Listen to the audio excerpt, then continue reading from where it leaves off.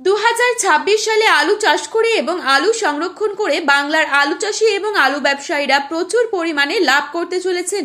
অন্যান্য বছরের তুলনায় এই বছর কিন্তু আলুতে লাভের সম্ভাবনা অনেকটাই বেশি।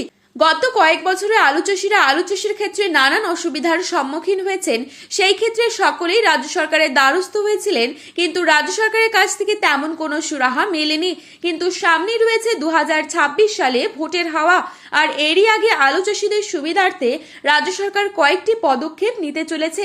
যেমন সার ও বীজ নিয়ে কালোবাজারের বিরুদ্ধে রুখে দাঁড়ানো, আলুর দাম না থাকলে ন্যায্য দাম দিয়ে চাষিদের কাছ থেকে আলু কিনে নেওয়া, বর্ডার যদি সবসময় খোলা থাকে সেই দিকে ধ্যান রাখা, যে কোনো প্রাকৃতিক দুর্যোগের ফলে আলু চাষে ক্ষতি হলে চাষিদের পাশে এসে দাঁড়ানো। অর্থাৎ যা বোঝা যাচ্ছে, বাংলার চাষি ভাইদের মন পেতে মরিয়া হয়ে উঠেছে রাজ্য সরকার। সবকিছু দিক বিবেচনা করে চাষের সুবিধার ক্ষেত্রে কৃষি নির্ভর প্রকল্প আসতে পারে, যার ফলে সারা বছর আলু চাষিরা নিশ্চিন্তে থাকতে পারবেন। বন্ধুরা, 2026 সালে আলুতে ব্যাপক পরিমাণে লাভ করতে চলেছেন সকলেই।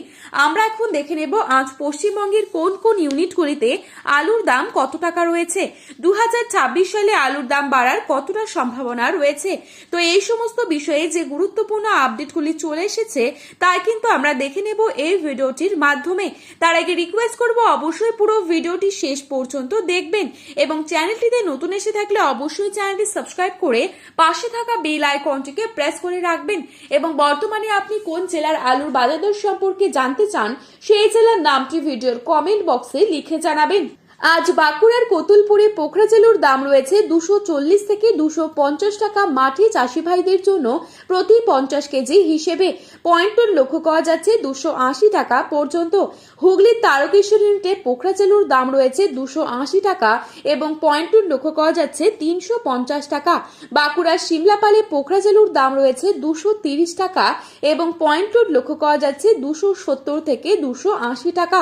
সোনামুখীতে পোখরাজেলুর দাম রয়েছে 220 থেকে 230 টাকা, পয়েন্ট লক্ষ্য করা যাচ্ছে 260 টাকা। বর্ধমানের জামালপুরে পোখরাজেলুর দাম রয়েছে 240 টাকা এবং পয়েন্ট লক্ষ্য করা যাচ্ছে 280 টাকা। দুর্গাপুর সংলগ্ন বড়মানায় পোখরাজেলুর দাম রয়েছে 240 থেকে 245 টাকা, পয়েন্ট লক্ষ্য করা যাচ্ছে 280 টাকা। উদয়নারায়ণপুরে পোখরাজেলুর দাম রয়েছে 240 টাকা এবং পয়েন্ট লক্ষ্য করা যাচ্ছে 330 থেকে 340 টাকা। পশ্চিম মেদিনীপুর জেলার চন্দ্রকোনায় পোখরাজেলুর দাম রয়েছে 230 থেকে 240 টাকা এবং পয়েন্ট লক্ষ্য করা যাচ্ছে 270 থেকে 275 টাকা। মুর্শিদাবাদের ডাকবাংলোয় পোখরাজেলুর দাম রয়েছে 240 থেকে 250 টাকা, পয়েন্ট লক্ষ্য করা যাচ্ছে 290 টাকা ডালা কোয়ালিটি। বাঁকুড়ার ইন্দাসে পোখরাজেলুর দাম রয়েছে 220 থেকে 230 টাকা, পয়েন্ট লক্ষ্য করা যাচ্ছে 260 থেকে 270 টাকা। বিষ্ণুপুরে পোখরাজেলুর দাম রয়েছে 230 থেকে 240 টাকা পর্যন্ত, পয়েন্ট লক্ষ্য করা যাচ্ছে 280 টাকা। এদিকে রাজ্য সরকার যেহেতু আলু কেনার সিদ্ধান্ত নিয়েছে, তাই বলা যায় আগামী দিনে আলুর দাম কিছুটা হলেও বাড়তে চলেছে হিমঘর খোলার পর।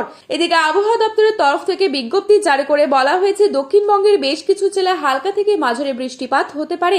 এছাড়া উত্তরবঙ্গেরও কিছু স্থানে বৃষ্টি হবার সম্ভাবনা রয়েছে। উত্তরবঙ্গের ধূপগুড়িতে আজ পোখরাজেলুর দাম রয়েছে 240 থেকে 250 টাকা, পয়েন্ট লক্ষ্য করা যাচ্ছে 270 থেকে 280 টাকা। জলপাইগুড়িতে পোখরাজেলুর দাম রয়েছে 250 টাকার ওপরে, পয়েন্ট লক্ষ্য করা যাচ্ছে 270 থেকে 275 টাকা। মাথাভাঙায় পোখরাজেলুর দাম রয়েছে 240 থেকে 250 টাকা, পয়েন্ট লক্ষ্য করা যাচ্ছে 270 টাকা। কোচবিহারে পোখরাজেলুর দাম রয়েছে 240 থেকে 250 টাকা এবং পয়েন্ট লক্ষ্য করা যাচ্ছে 270 টাকার মধ্যে।